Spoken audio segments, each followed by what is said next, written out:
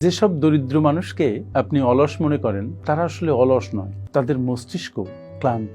যদি আপনার মনে হয় দুপুরে কি খাবো, একটা পোশাক কিভাবে কিনবো, বিল কিভাবে মেটাবো, রাতে খাবার পাবো কোথায়, এই ধরনের চিন্তা যখন আপনাকে তাড়িত করে তখন আপনার মধ্যে অবসন্নতা চলে আসে। অনেকে বলে যে আপনার মাথা ঘুরঘুর করছে, শরীরে বল পাচ্ছেন না, মন অশান্ত, সারা পৃথিবী আপনার সামনে ঘুরছে, আপনার একটু ভালো লাগছে না। এটা মূলত কোনো অসুখ নয়, এটা মূলত টাকার অভাব। ঠিক তেমনি দরিদ্র ব্যক্তিরা অলস নয়, তাদের মাথা ঘুরে, মন ক্লান্ত থাকে, এই জন্য তারা অবসন্নতায় ভুগে এবং আর্থিক অভাব তাদের মধ্যে একটা অস্থিরতা তৈরি করে, একটা ভালনারেবিলিটিতে তারা আক্রান্ত থাকে।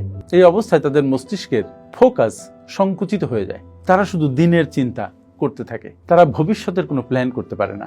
ভবিষ্যতের জন্য কোনো প্ল্যান তৈরি করতে আপনার একটা সুস্থির মন লাগে, একটা শান্ত শরীর লাগে। এই যে তাদের মাথা ঘুরে, মন খারাপ থাকে, মন সংকুচিত থাকে, ফোকাস ন্যারো হয়ে যায়, এটা মূলত একটা টানেল ইফেক্ট। আর এই টানেল ইফেক্টই তাদের আজকের দিনের সমস্যার মধ্যে মনকে নিবদ্ধ করে রাখে।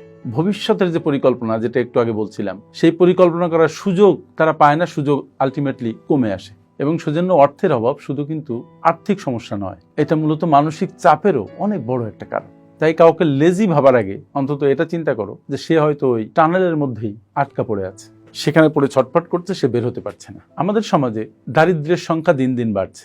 উচ্চ মধ্যবিত্ত থেকে মধ্যবিত্তে নেমে আসছে, মধ্যবিত্ত থেকে নিম্ন মধ্যবিত্তে, নিম্ন মধ্যবিত্তি থেকে পোর ক্লাসে। তার মানে একটা করে ধাপ কমে যাচ্ছে।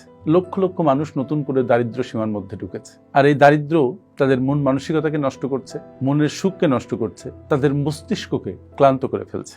আপনারা যারা শিক্ষিত বেকার, বা আপনারা যারা শিক্ষিত হয়ে খুব অল্প পরিমাণ আয় করছেন, তারা ইনকামের দিকে ফোকাস করুন।